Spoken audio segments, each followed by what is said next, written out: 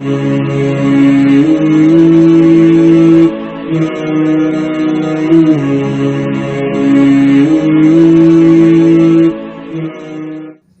کے اندر اگر موبائل بج جائے تو کیا ایک ہاتھ سے سوئچ آف کر سکتے ہیں؟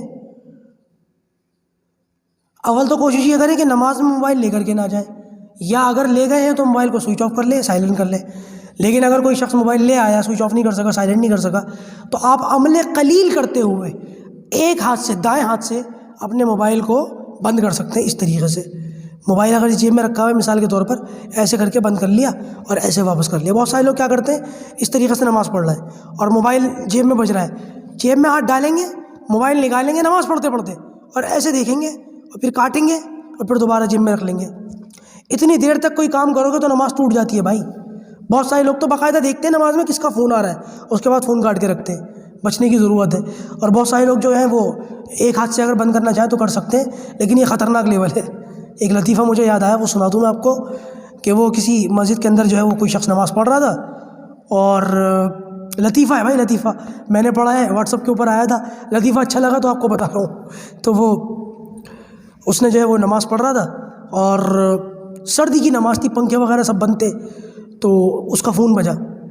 اب جب اس کا فون بجا اس نوجوان کا، تو اس نے نماز، یہ مسئلہ اس نے سن رکھا تھا کہ ایک ہاتھ سے عمل قلیل سے بند کر سکتے، کاٹ سکتے ہیں، تو اس نے کیا کیا، اس طریقے سے کچھ کر لیا، مطلب پینٹ کے اندر فون تھا، کہا تھا، انہوں نے بٹن دبا دیا اور واپس اپنی نماز میں لگ گیا۔ کہتے ہیں کہ وہ آس پاس نماز پڑھنے والے لوگوں کو محسوس ہوا کہ فون کٹا نہیں ہے بلکہ فون ریسیو ہو گیا ہے، اور اس میں سے ہلکی ہلکی آوازیں آ رہی ہیں، اور چونکہ فون اس بندے کے پاس تھا، اسی کے قریب، تو سب سے زیادہ آوازیں اس کو آ رہی تھی۔ تو ایک دم جو ہے وہ جھلا سا گیا کہ بھائی یہ کیا ہو گیا نماز کے اندر ہی۔ تو اس بندے نے دوبارہ ٹرائی کیا کہ فون کاٹ دوں، انہوں نے دوبارہ ٹچ کیا، تو اس بار بجائے فون کٹنے کے دوبارہ پھر فون اسپیکر پر ڈل گیا۔ اور وہ کہتے ہیں جب فون اسپیکر پر ڈل گیا تو اس کے اندر سے پھر جو آوازیں آئی ہیں وہ پوری مسجد نے سنی کہ بابو ناراض ہو، دیکھو مجھ سے بات کر لو پلیز، میرے بابو نے کھانا کھایا نہیں کھایا، اس طریقے کی باتیں جو چلتی ہے واٹس ایپ کے اوپر۔ تو یہ باتیں پوری مسجد سن رہی ہے۔ اتحیات میں لوگ بیٹھے ہوئے، امام صاحب باجماعت نماز ہو رہی ہے، امام صاحب بیٹھے ہوئے، لوگ بیٹھے ہوئے، اور پوری مسجد میں یہ آوازیں گونج رہی ہیں، میرے بابو نے کھانا کھایا، بابو کیسے ہو، بابو بات کر لو پلیز، بات کر لو، میں بھی تم سے جو ہے میں بھی کھانا نہیں کھاؤں گی، اور کرتے ہیں نا اس طریقے کی باتیں کرتے، وہ اس میں پوسٹ میں لکھا ہوا تھا، وہی باتیں مجھے یاد آ رہی ہے۔